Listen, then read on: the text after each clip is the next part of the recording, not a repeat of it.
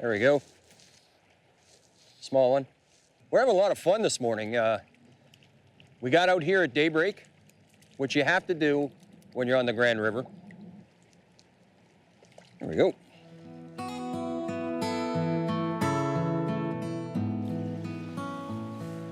Another one. That's a better fish. That's a good fish there. Yeah, that looks good. That looks really good.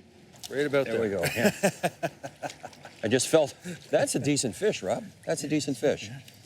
Now this is what we've come for. There we go. Awesome. Now, They're pretty fish. Pretty fish. Nicely done. Thanks, Bill. Nicely done. See what kind of sizes we're dealing with right now. It's said about trout fishing that 90% of the water is devoid of fish. So, where's the 10% that will hold trout? There are 3 factors that trout need to exist: oxygen, food, and cover of some sort to protect them from predators and to rest. The first place most fishermen will check out are boulders or any other obstruction that will impede the flow of water. Fish will hold on the lee side of the boulder, but don't forget to try in the hydro cushion in front of the rock. This often holds fish. Current seams. A seam is any spot where 2 currents converge. Trout like seams because the joining currents create a feeding lane that collects drifting food. Look for bubble trails floating. These indicate where the food will be funneled. And lastly, undercut banks. They're a definite area that will hold trout. It's very easy for them to hold under the bank and move over to take food as it passes.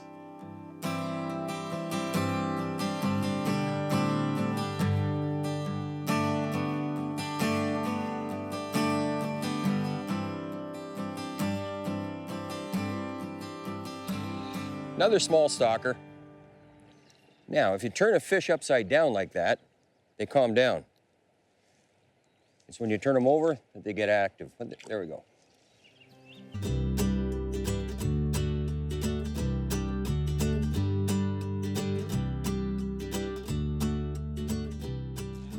And there, wow, I just lost a big one. That was a good fish. That was a big fish. Oh my goodness. Oh, I saw I that. seen him roll. What do you got on? Pheasant tail. Okay. Size 18.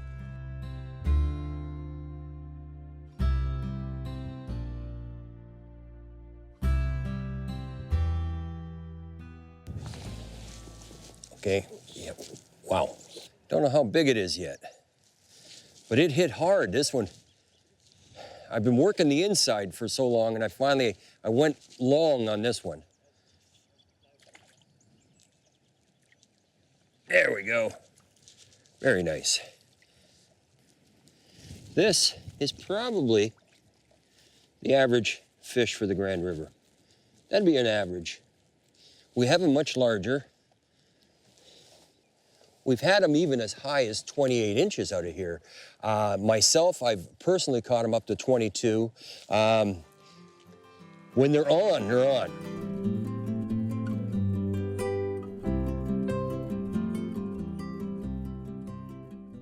Now, I usually advise people when they're nymphing to keep the distance short between you and your indicator.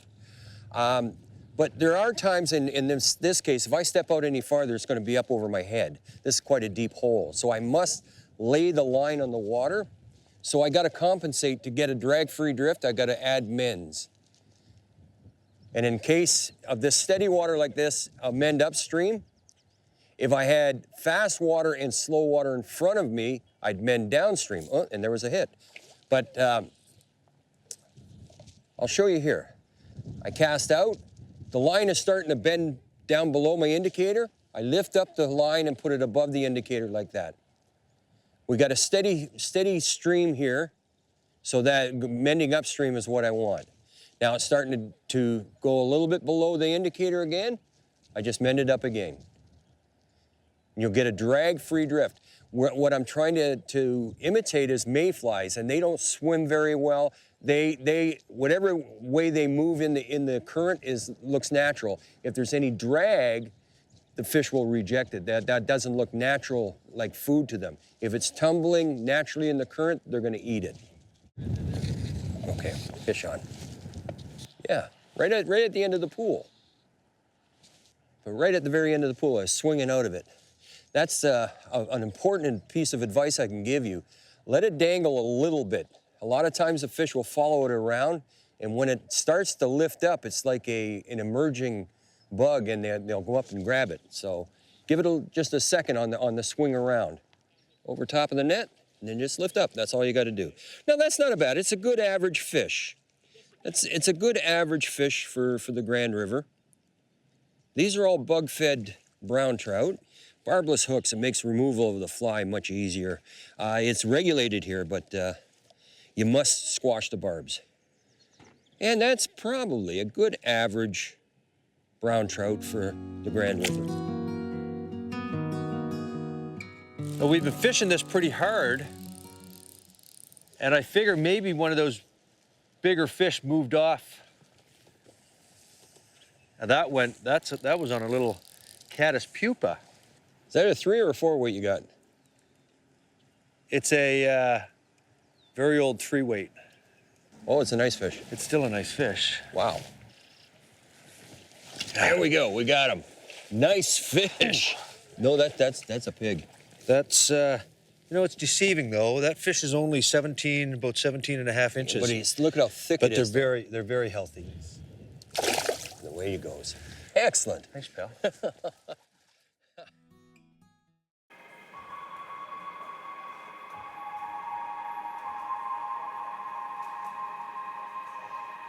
This video is brought to you by Fish USA, America's fly shop.